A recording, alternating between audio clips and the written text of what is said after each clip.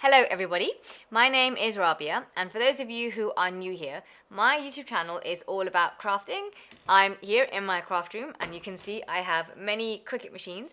My videos are about beginner tutorials on how to use the Cricut machine and sharing inspiration on projects that you guys might want to make with them.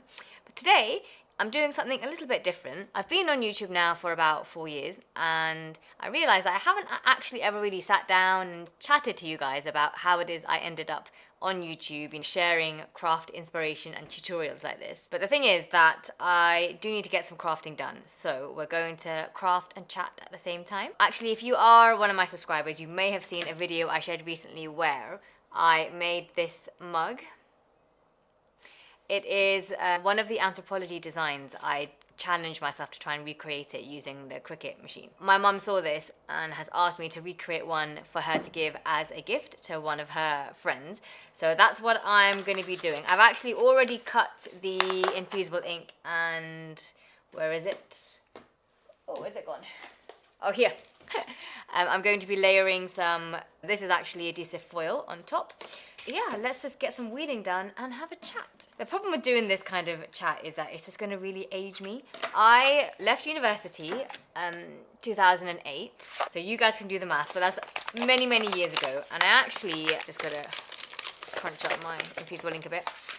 Out of university, went straight into investment banking because I actually did an internship in my penultimate year at Lehman Brothers.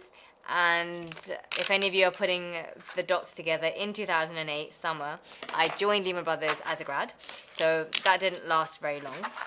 But anyway, that's not what this is about. I stayed in banking for about 10 years, and just around COVID time, I was at the point in life where, alhamdulillah, I had just had my second child, and I had returned to work from maternity leave after having him. And like a few months in, one night I was sitting on the sofa and I realized that I'm just not coping right now with the pressure of working in a busy banking environment and having 2 young kids at the time. At home, my daughter was under 3. So I decided to take a career break, which my bank did not officially offer, so I had to actually just quit. And I found myself at home, and then all of a sudden it was COVID. I went from feeling like I was super busy and overwhelmed with managing everything to having nothing to do but also being trapped in the house with the kids. And I guess that was the point at which I started YouTube. And maybe, I don't know, I don't ever remember being like, YouTube was never in the plan for me.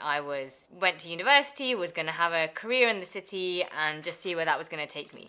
But since I was already not working, having decided to take this career break, which at the time I did genuinely think of as a career break while I raise the kids for a while and will reconsider my city life later, I just thought, why don't I try this YouTube thing? I think maybe it was partly inspired by my husband, who had been on the whole social media thing from well before me. So it didn't feel so weird to give it a try. And actually, not just my husband, but his sister, so my sister-in-law, is someone who's really big on social media. So I'd seen her build her Instagram account and her following and the way she shares and talks about her passion, which actually started off as a sewing account and turned into more of a lifestyle one. So it wasn't unusual to be on social media in this way. So I guess that's where I got started. Everything that you see today, like this craft room and all the equipment I use, that took a long time to build. It didn't happen overnight, obviously. Also, wait a sec, I'm getting really hot. I'm going to put the AC on. It is actually still the height of summer. We're towards the end of August right now, and I don't know why I'm dressed in so many layers. And this studio that I work out of has loads of windows and traps the heat, and yeah, I'm just baking. So I need that AC going. Where were we? So I was talking about how I randomly got started, and I guess a bunch of things just came together to end up in me doing this.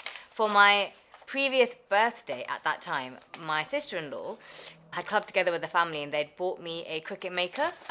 This one, actually. This was the first machine I ever received and it was a present from my family. I myself was new to Cricut. And I just thought, why don't I start a channel where I share what I'm learning and help others? Because when I first got the Cricut machine, I remember feeling like I didn't touch it for months, partly because I was scared. I didn't know what on earth to do with it, and partly because it felt precious and I didn't want to have it out in the house where the kids might get their fingers in it. So I delayed it. And in fact, the first time I used it, somehow I managed to feed my mat in incorrectly and it kind of damaged the mat. And I remember like that heartbreaking feeling of, oh no, I've like my brand new thing and I've already messed it up.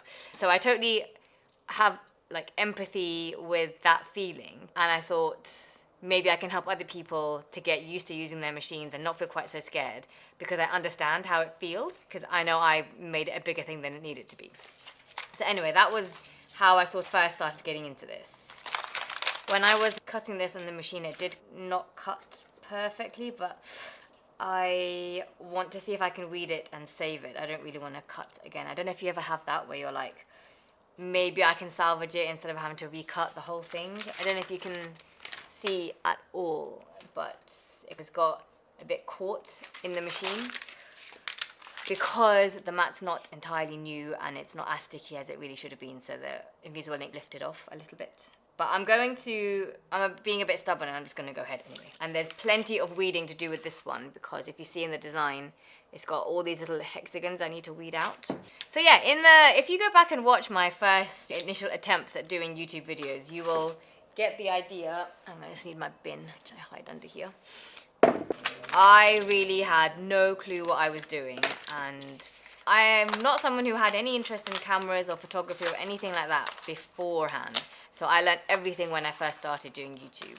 One thing I will say is that after a few months, I, together with my husband, because he, like I said, was already doing social media and is more open to these things, I did go on a course which was all about how to do YouTube.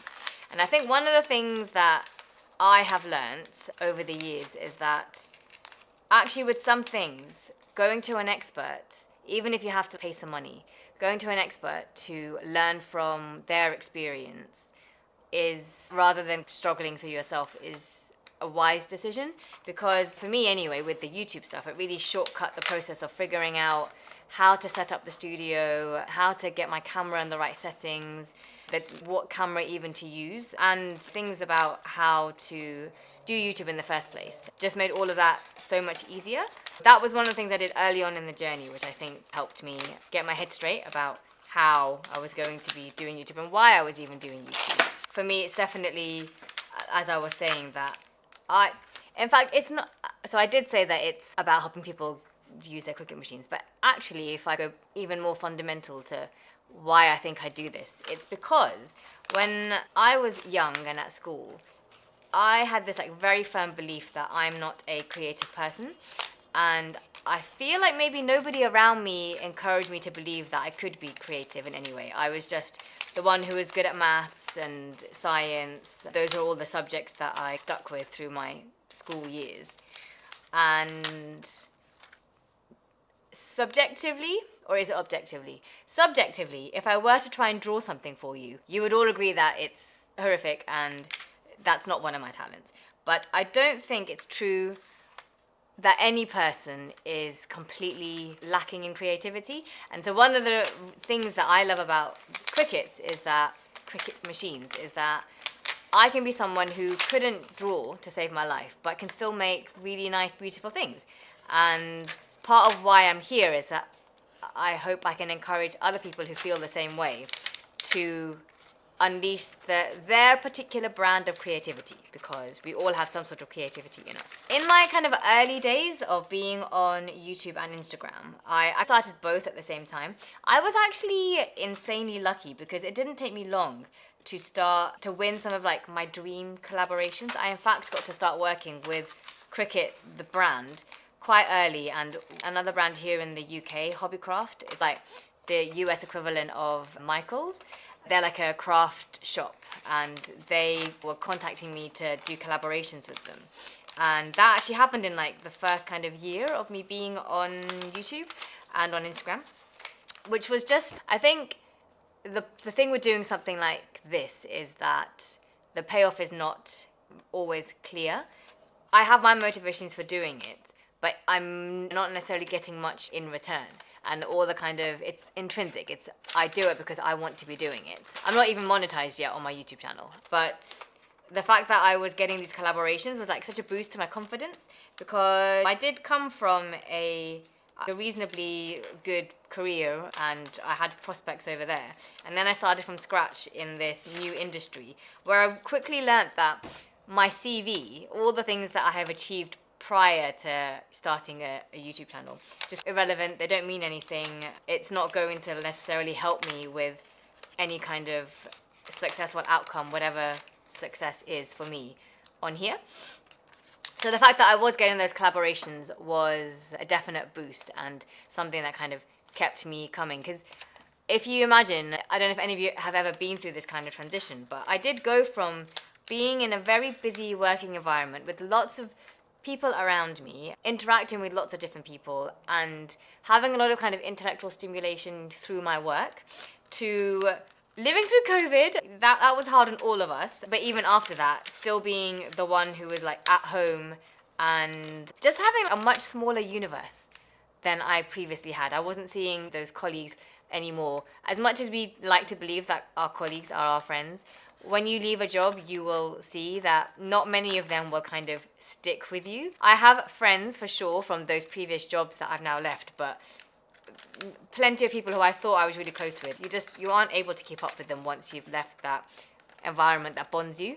So I think the loneliness that comes with working like this for yourself, doing a YouTube channel, filming alone in a room, is not to be underestimated. It definitely impacted me and my mental health. That was one of the maybe unexpected results of choosing to start doing this, because I never really appreciated that it's basically like I'm a one-woman band here. So as much as I do love doing this, sometimes it is a bit lonely coming here into the craft room, knowing whatever it is I'm doing, I'm going to be by myself. Yeah, so as much as I think those early successes with the collaborations, you know, I got to work with Hobbycraft, I got to work with Ryman, I got to work with Cricket, and I think I might have had a couple of other kind of smaller brands reach out to me, and I did a few collabs. Not all of those were paid, which is something I've now learnt is actually something that I think I would no longer agree to, working in exchange for product or just exposure, because the stuff that you do as a creator is costly for yourself. I feel if anyone wants to collab with me, it's something where I think I will now be more like, no, you have to actually pay. I don't think I can feed my kids in stationery. Despite those kind of early successes, one of the reasons why, and if you have been like a loyal subscriber from the beginning, you'll probably notice there are times when my channel just goes quiet, which is part of my struggle, that staying consistent is something I have never found easy. I think the problem with it is you have to feel comfortable to sit down and be in front of the camera. And I'm someone who quite often is, no, I can't face the thought of that today, which obviously is a challenge to someone who's trying to build a YouTube channel. And also, obviously, one of the major factors that impacts whether or not I'm uploading on whatever it is, Instagram, TikTok here, is term time and school holidays. So right now we're in the middle of a school holiday. I've managed to snatch an afternoon away to come and do this filming. But yeah, that's quite a common theme. As soon as it hits half term or the Christmas holidays, summer holidays, I tend to stop being able to post because I haven't got myself organized in time. And now I'm like busy with the kids. Obviously, that's also I see that as one of my privileges in life, that if I want to, I can just stop filming and use my time with the kids. More recently, I have decided that I want to make a real effort to commit to at least one part of the social media game, and I've picked YouTube, although I'll be honest, I do quite enjoy being on Instagram, because I feel like on Instagram it's easier to get to know the people who are in your particular community, whereas on here I'm not yet really able to interact with you guys who are watching my videos. If you are watching and you've got to this point, please leave me a comment, because it'd be great to know that you are really there. But yeah, I have decided that I am recommitting to YouTube. Maybe you have noticed I've been uploading once a week, so that's a schedule that I want to stick with, which has not been easy during the summer holidays, definitely. I have obviously had far less opportunities to come here than I would when the kids are at school, but we've almost made it. In fact, I think next week will be the last video, or the last week where the kids are still at home and then they're back at school, which is a bittersweet moment, of course, but will hopefully be good for you guys, because you should hopefully see my face more. If that's what you want, to see, like more from me, more videos, more crafting content. I guess that's my story so far. Yeah, I mean, if you have any questions for me, let me know in the comments. You can see I've hardly made any progress with this reading. It just takes hours. But I think that I will stop waxing lyrical to you guys about me and my life. But yeah, if you found this interesting, maybe we can do more chatty, crafty videos. Let me know. Keep a watch out on the channel. If you are a crafter and you're interested in Cricut, I am going to be launching my Cricut starters course soon. I've now said it publicly, which means I have to make it happen, which will be for all of you who are new to Cricut and just to get you kick-started, because I know I would have appreciated having that when I was a beginner. But yeah, let me finish doing this reading, and I will catch you guys next time. Till then, happy crafting!